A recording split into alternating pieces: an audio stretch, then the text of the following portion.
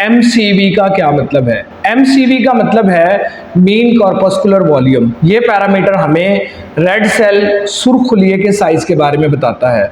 अगर MCV की value कम है, जो नॉर्मली 80 से 100 FL तक होनी चाहिए, अगर ये 80 से कम है, इसका मतलब है आपको माइक्रोसिटिक एनीमिया है। इसकी बड़ी वजह आयरन डेफिशिएंसी हो सकती है, इसकी दूसरी वजूहत में कोई जेनेटिक वजह हो सकती है, या कोई लंबे अरसे से आप में खून की कमी चली आ रही है, उस वजह से भी ऐसा हो सकता है। अगर ये वैल्यू 100 से ज़्यादा है तो इसका मतलब है आपको मैक्रोसिटिक एनीमिया है। इसकी वजूहत में कोई लीवर डिजीज़ हो सकती है, फोलेट की कमी हो सकती है, विटामिन B12 की कमी हो सकती है। तो इस सूरत में आपके RBC का साइज़ नॉर्मल से बड़ा हो जाता है, इसे मैक्रोसिटिक एनीमिया कहते हैं। आपने किसी एक वैल्यू पे परेशान नहीं होना, आपने बाकी वैल्यूज़ को भी देखना है, आपने हीमोग्लोबिन को देखना है, आपने हेमाटोक्रिट को देखना है, MCH को देखना है, MCHC को देखना है, और फिर ही किसी बात का हम डिसीजन ले सकते हैं।